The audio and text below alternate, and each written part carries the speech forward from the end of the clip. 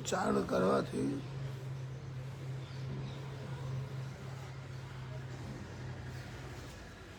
ओम के उच्चारण करने से ये सारा सर्दी फर्दी जुकाम उकाम सब दूर हो जाए। ओम बोलने से 5 बार, 10 बार, 25 बार, 15 बार एकदम शरीर में ऊर्जा ऊर्जा ऊर्जा एकदम सारे शरीर में अंग प्रत्यंग में ओम बोलने से एक पंथ और कई काज हो जाते हैं। एक तो भगवान का नाम आ गया, क्योंकि ओम के अंदर तो सब समाये है। ओम में ये सब का वास है।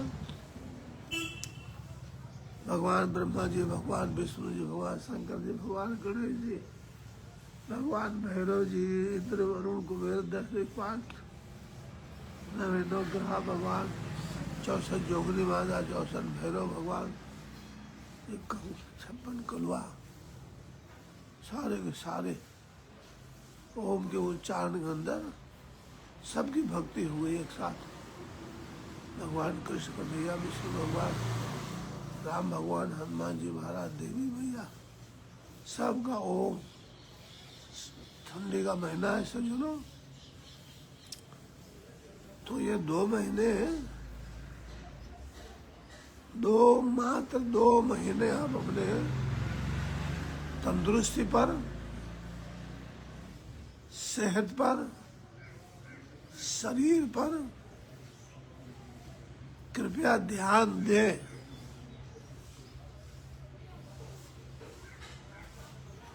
आहार एज औषधि, आहार ही अपना दवा बना लीजिए। इस महीने में क्या खाना है, क्या नहीं खाना है, सब परहेज करें। और हमारी विनती आप सबसे है कि सरसों के तेल का मालिश कीजिए भगवान सूर्य देव के सामने। तो तेल जो है अपने मालिश कैसे करना है आपको, मालिश इस तरह नहीं करना है, उल्टा करना, उल्टा ऐसे उल्टा हम मालिश करेंगे तो वो तेल है सारे छिद्रों में उतरता जाएगा, रोम रोम में उतरता जाएगा। सरसों का तेल एक तो दुख को, दर्द को, जोड़ों को, सब में फायदा ही फायदा है। बहुत से सज्जन लोग तो सरसों को तेल को पी जाते हैं, पान कर जाते हैं।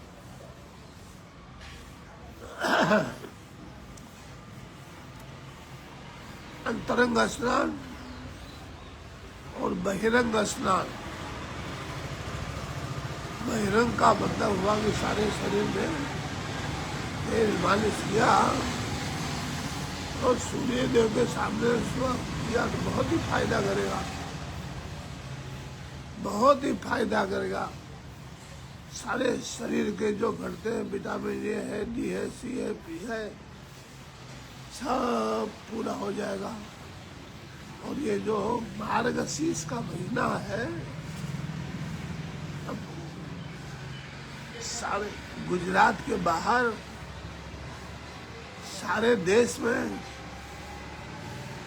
मार्गशीर्ष का महीना पूनम से पूनम चालू हो जाता है। तो मासोहम मार्गशीर्षोहम, मासोहम मार्गशीर्षोहम, अर्थात ब्रह्म परमेश्वर सच्चिदानंद घन आनंद का नंद नंदन भगवान कृष्ण कन्हैया लाल की भक्ति इसमें विशेष बताते हैं। 12 महीने में जैसे मार्गशीर्ष मास है, वैसे वृक्षों में पीपल है भगवान। तो संध्या के समय पीपल का पूजा कैसे करें?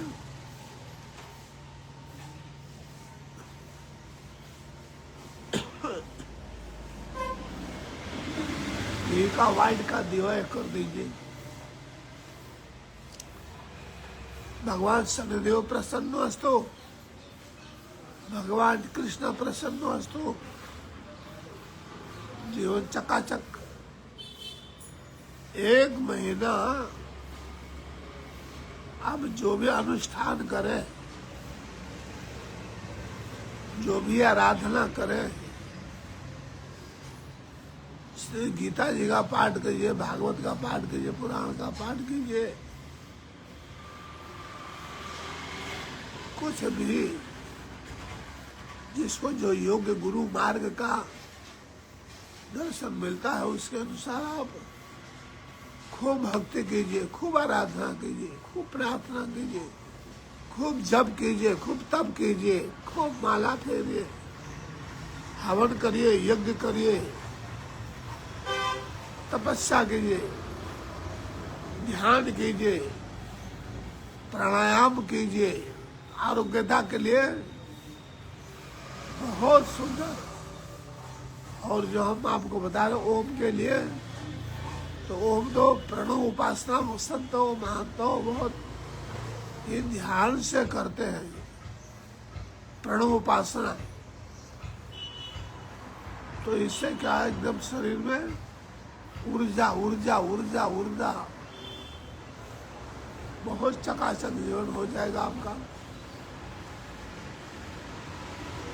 बहुत सुंदर।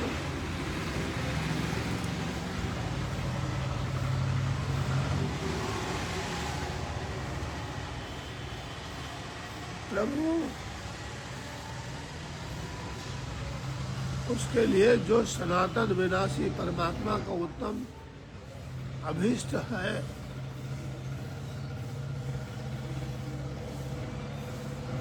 उसका मैं वर्णन करता हूँ। प्रिय वर अर्थात हे भगवत चरणानुरागियों, ये महर्षि कश्यप जी वर्णन कर रहे हैं।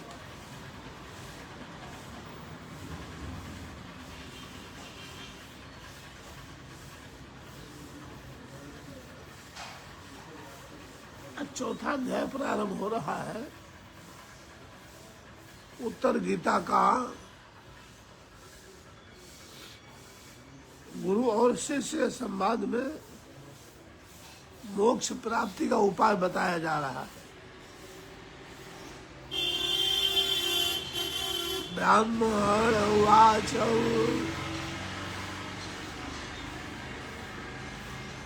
सिद्ध ब्राह्मण ने कहा, काश्यप तो मनुष्य स्थूल सूक्ष्म और कारण शरीर में क्रमशः पूर्व का अभिमान त्याग कर कुछ भी चिंतन नहीं करता है, मौन भाव से रह करके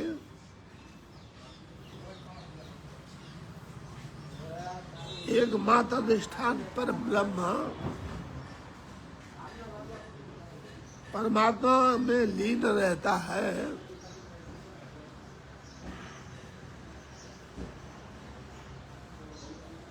संसार बंधन से मुक्त हो जाता है।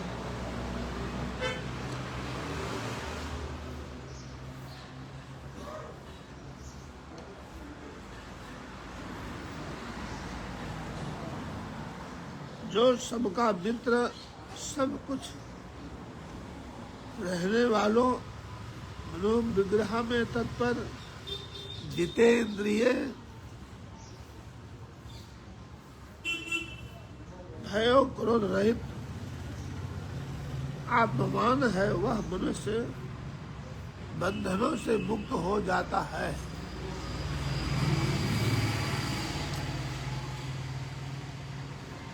जो नित्य परायण,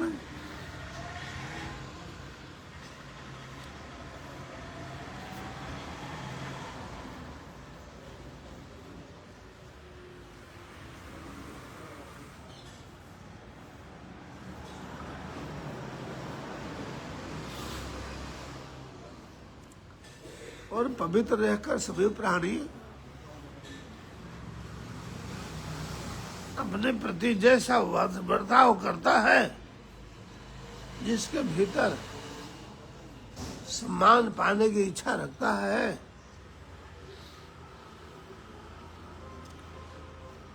मान नहीं अपमान जाके कनक माटी एक समान।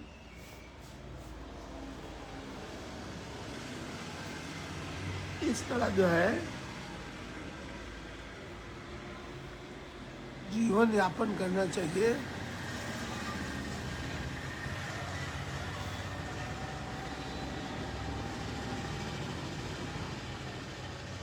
जो जीवन मरण सुख दुख लाभ हानि तथा प्रिय अप्रिय आदि द्वंद्वों के भाव से मुक्त रहता है,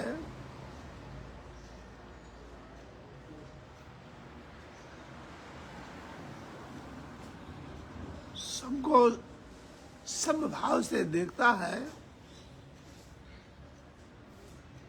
वह मुक्त ही है। जो किसी के द्रव्य का लोभ नहीं रखता, किसी की अवहेलना नहीं करता, जिसके मन पर द्वंद्वों का प्रभाव नहीं पड़ता और जिसके चित्त को आसक्ति स्पर्श नहीं कर सकती,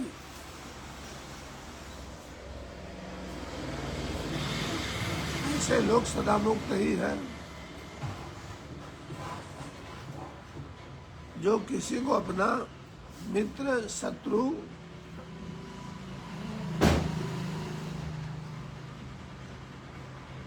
बंधु या सनातन नहीं मानता, जिसे सकाम कर्म धर्म अर्थ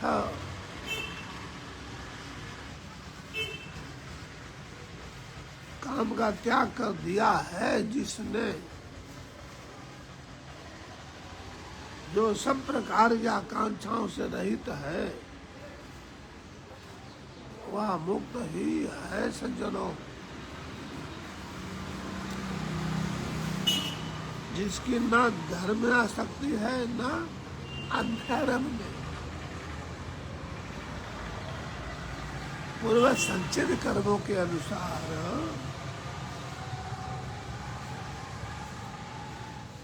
वो त्याग चुका है, वासनाओं का क्षय कर दिया है,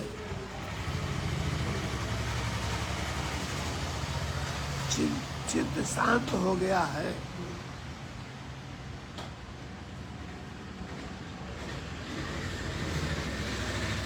जो सभी प्रकार के द्वंद्व से रहित हो गया है, वह सदा सर्वदा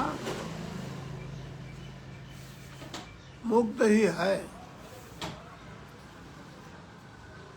जो किसी भी कर्म का कर्ता नहीं बनता, जिसके मन में कोई कामना नहीं है, जो इस जगत को अस्वस्थ के समान अनित्य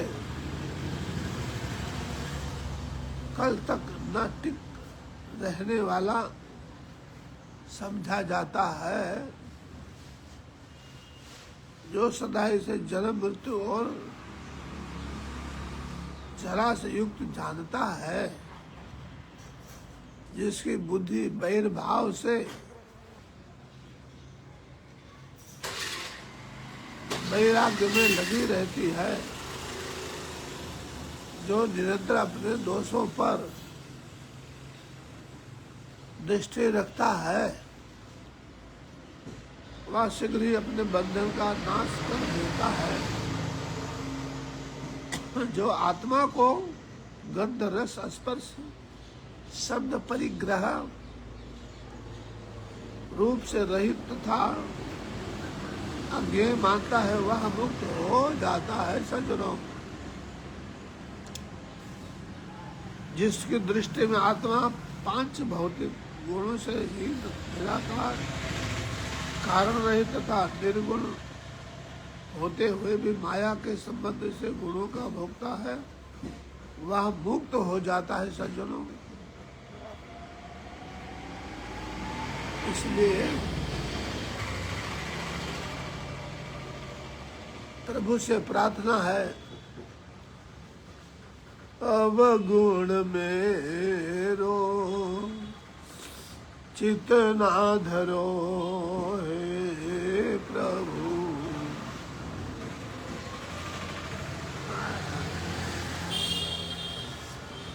अवगुण मेरो चित ना धरो देवा, अवगुण मेरो चित ना धरो। हे कृपालु, हे दयालु, हे दया के सागर,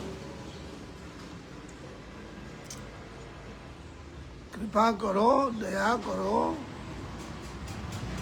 आवागमन मिटाओ बोले शंकर। आवागमन तो हम प्रार्थना करते हैं सज्जनों, और महर्षि कश्यप जी को ब्राह्मण देवता, सिद्ध ब्राह्मण देवता उपदेश दे रहे हैं। कितना सरल है, कितना सुगम है, तरने के लिए, तारने के लिए। तो हम जब जीवन में अपनाएंगे, जीवन में उतारेंगे, तभी तो भगवान हमारे पर कृपा करेंगे। नहीं तो मात्र बोलने से नहीं, जीवन में उतारना चाहिए।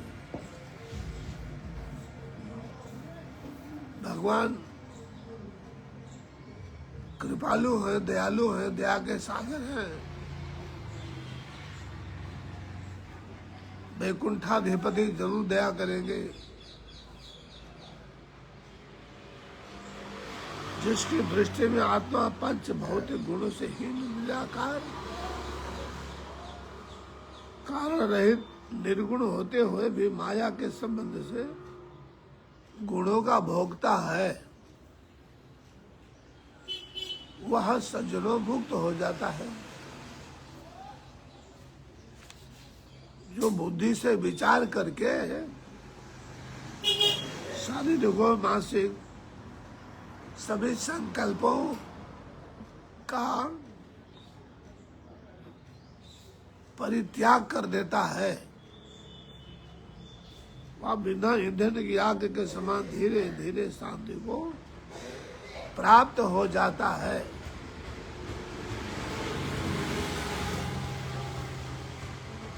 अभी भगवान की वाणी है निकली हुई, हम ऐसे अमृत वाणी को रसपान करके जीवन उतारेंगे और इस पंथ पर, ही रास्ता पर हम चलेंगे तो भगवान जरूर दया करेंगे।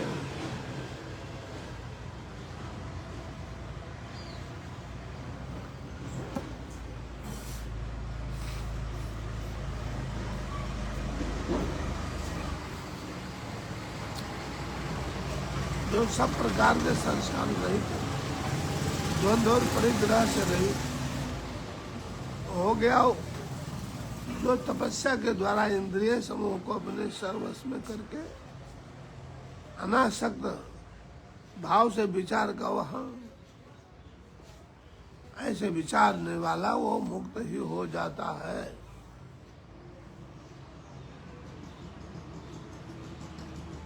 अब मैं उस परम उत्तम योग शास्त्र का वर्णन करूंगा, जिसके अनुसार योग साधना करने वाले योगी पुरुष अपने आत्मा का साक्षात्कार कैसे करते हैं, उसका यथावत उपदेश सिद्ध ब्राह्मण कर रहे हैं। हम सबको बड़ा ध्यान से सुनना चाहिए, जीवन में उतारना चाहिए।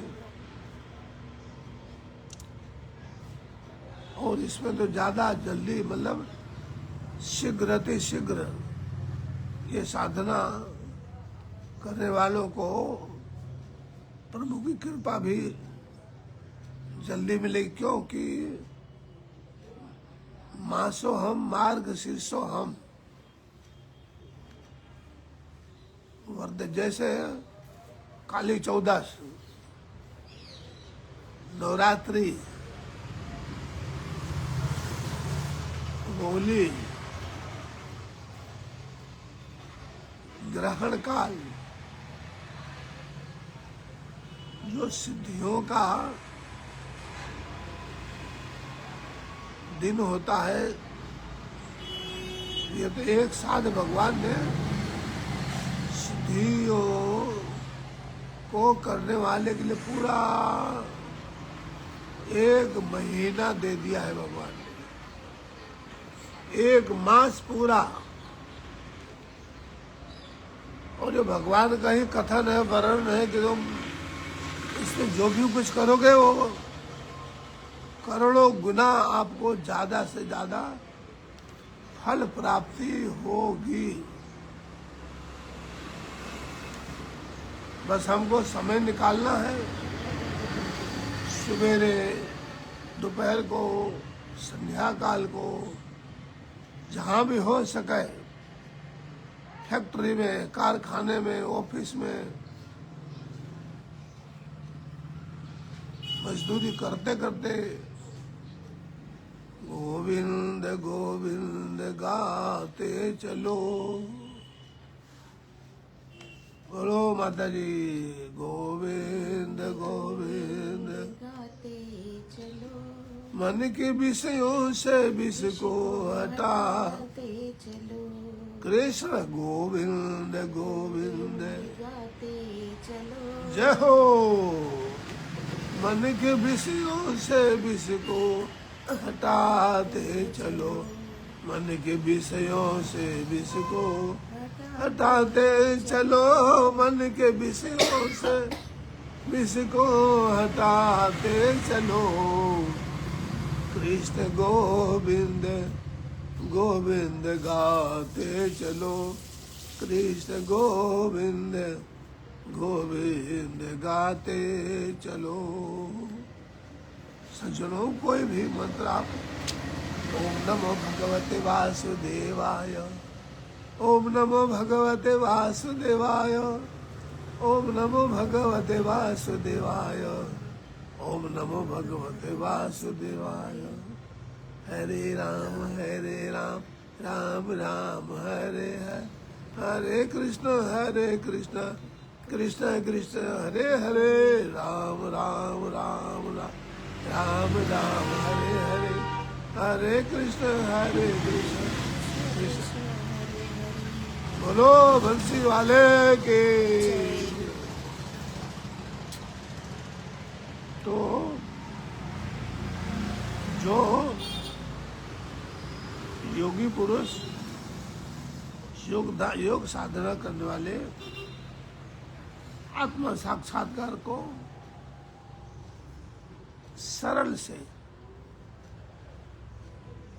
कोई कष्ट ना सहन करते हुए, भगवत कृपा इतनी उतरी है ये मार्गशीर्ष महीने में कि अब ना बनेगी तो फिर कब बनेगी। प्यारे भाइयों सज्जनों, भगवत चरण अनुरागियों, सबसे प्रार्थना है, हरे गुरु उपदेश बालकों शिष्यों से कि सब लाभ ले लो। जगत गुरु भगवान श्री कृष्ण की कृपा बरस रही है।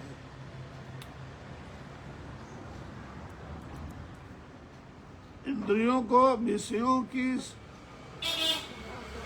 ओर से हटा लो। अभी हमने बोला ना कि मन के विषयों से विष को हटाते चलो, कृष्ण गोविंद गोविंद गाते चलो। मन को आत्मा में स्थापित करो। इस प्रकार सबसे तीव्र तपस्या करके फिर मोक्ष का उपाय का अवलंबन करना चाहिए। देखिए, जैसे हम किसी संबंधी से मिलते हैं, भाई बहन से मिलता है, बाहर गया बच्चा माँ से मिलता है, बिछड़े हुए सज्जन से जब मुलाकात होती है तो कितना प्रसन्नता अंदर से मिलती है, कितना प्रसन्न। उसी तरह योग में कहा गया है, योग चित्त वृत्ति निरोधा। अब हम बहिरंग में जाने देंगे, मन के ऊपर किसी प्रकार का हम लगाम नहीं लगाएंगे,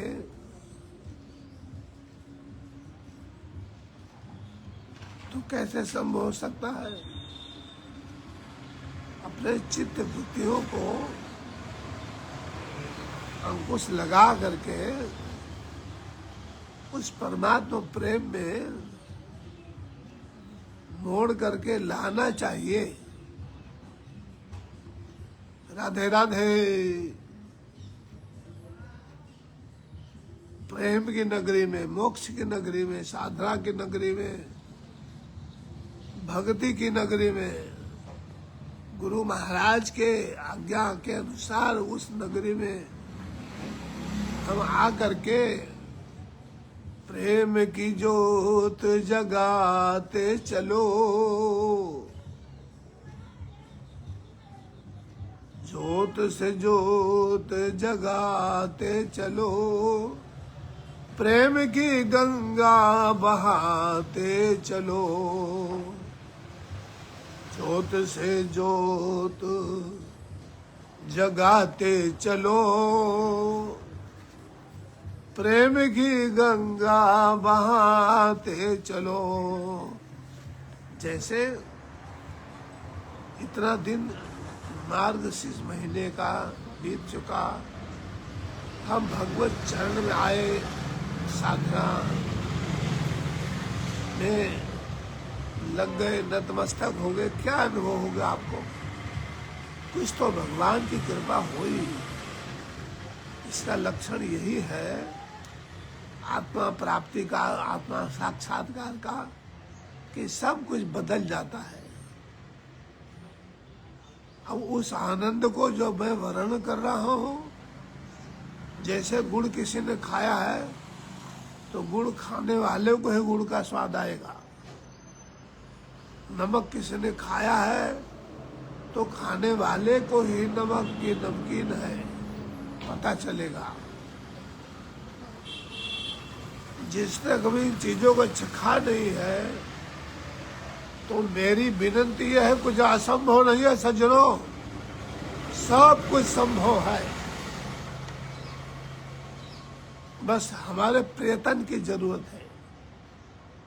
वो परमात्मा प्रीतम अपने गले से लगाने के लिए भक्तों को सदा आसक्त रहता है। आओ, हम एक कदम चलेंगे तो 10 कदम आता है लेने के लिए। वो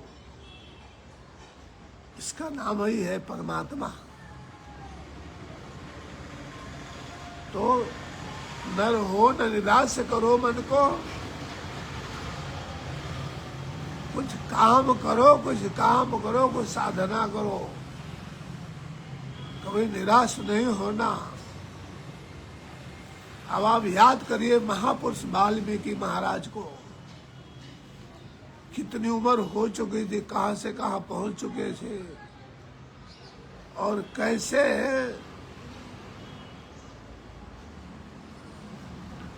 गजब परमात्मा के निकट प्रभु कृपा कैसे हुई। तो हम सब की कृपा, हम सब पर कृपा इसी तरह होगी प्रभु की। बस अब आप अपने ऊपर कृपा कीजिए। ये भगवान बुद्ध का वाणी है, अब दीपो भवा, तुम्हारा दीपक तुम स्वयं बनने की कोशिश करो सज्जनों। भगवत भक्तो एको अहम बहुत श्यामा। किसी धर्म के पीछे भटको मत। एको हम बहुत श्यामा भगवान एक से अनेक है। फिर अनेक से एक है। लव लगाओ भगवान में। बोलो श्री कृष्ण कन्हैया लाल के जय जय हो। आओ जो